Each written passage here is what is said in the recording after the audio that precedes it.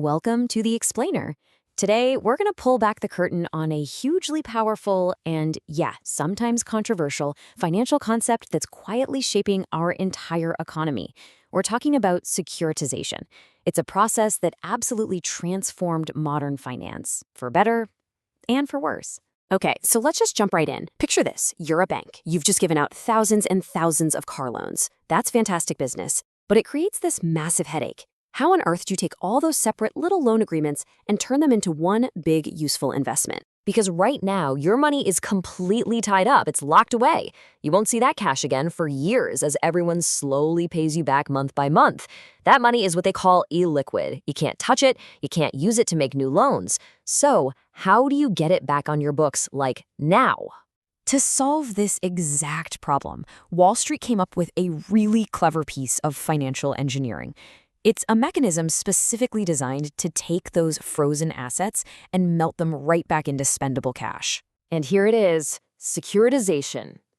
At its heart, it's basically a machine that takes thousands of untradeable things, like car loans, bundles them all together, and poof, transforms them into a brand new product. A security, something you can buy and sell on the open market, just like a share of stock. So, how does this machine actually work? What are the gears and levers that make this all possible? Let's, pop the hood and break this whole thing down step by step. The whole thing really comes down to these key stages. It all starts with a bank making loans, mortgages, credit card debt, whatever. Then it gets a little more abstract with some special legal entities. And finally, it spits out a brand new investment product that gets sold to investors, maybe even people like you and me. Now, this is the secret sauce that makes it all work. Something called a special purpose vehicle, or SPV. The bank actually sells its loans to this totally separate company. So why do that? Well, because an SPV is bankruptcy remote. That means if the original bank goes bust, the loans inside the SPV are totally safe. It's a firewall, and it gives investors the confidence to buy the new securities. The SPV then takes that big pool of loan payments and slices it up into different risk categories. They call them tranches. Think of it like a waterfall. The senior tranche is at the top. It's the safest, it gets paid first, but it offers the lowest return. Way down at the bottom is the junior tranche. It gets paid last, which makes it super risky, but it also offers the highest potential reward. It lets investors choose exactly how much risk they're willing to stomach. Okay, so we have this machine that can turn almost any kind of dent into an investment. What are some of the most common products that actually come out of it? The two big ones you'll always hear about are mortgage-backed securities, MBS for short, which are, you guessed it, made from pools of home loans. And then there are asset-backed securities, or ABS.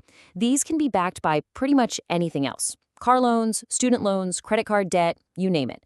If you can get a loan for it, Wall Street has probably tried to securitize it. Now, these things started out pretty simple, but they got complex fast. The most basic type is a pass-through, where all the investors just get an equal slice of the payments. But then you get pay-through structures like CMOs, which use those tranches we just talked about. And from there, well, things got really complicated. Then came the collateralized debt obligation, or CDO. This took things a giant leap further. Instead of just pooling simple loans, a CDO could bundle together all sorts of different debt, corporate bonds, or even chunks of other securities, like the MBS we just mentioned. And it didn't even stop there. Next up was the CDO squared, a security whose assets were just pieces of other CDOs. I mean, we are now layers and layers removed from the actual person making their car payment. The complexity was just spiraling. And at the absolute peak of this, you had things like the CDO cubed. It was this tangled mess of assets within assets within assets. It became basically impossible for anyone, even the experts, to figure out what they were actually buying. And that's the crucial point. All this complexity started to hide the danger lurking inside. So, this powerful financial invention, it clearly has a lot going on. But is it ultimately a force for good, or is it a force for bad? Let's break down the big trade-offs here. On the one hand, securitization is amazing for liquidity. It unlocks cash for banks, it creates new ways for people to invest and earn income, and it opens up markets. But on the other side of the coin, all that complexity creates a serious lack of transparency. And remember, it's the investor, not the bank, who's on the hook if the original borrowers stop paying. And this really gets to the core benefit for the whole system. Getting loans off the books means a bank suddenly has a ton of fresh capital. it can turn right around and lend that money out all over again, which helps the economy grow. It really is a powerful engine. But as we've been hinting, this powerful engine has a dark side. And that brings us to maybe the most infamous example of securitization in modern history. See, the 2008 global financial crisis wasn't caused by the idea of securitization.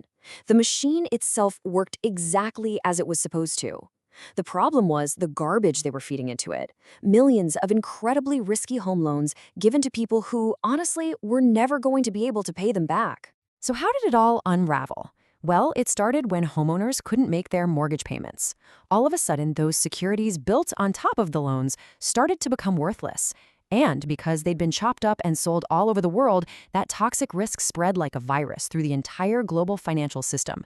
It was a catastrophic domino effect. This was the fatal flaw. The CDOs were so complex, so opaque, that investors holding them had absolutely no clue how much toxic debt was hiding inside. By the time they figured it out, it was way, way too late. So, what's the big takeaway here? After seeing its incredible power to create wealth and its terrifying potential to trigger a collapse, we are left with this one central, unresolved question. Is securitization a brilliant engine for economic growth, creating liquidity and opportunity for everyone? Or is its built-in complexity just a recurring blueprint for disaster, hiding risk until it's ready to explode? The truth, as 2008 showed us, is that it has the power to be both.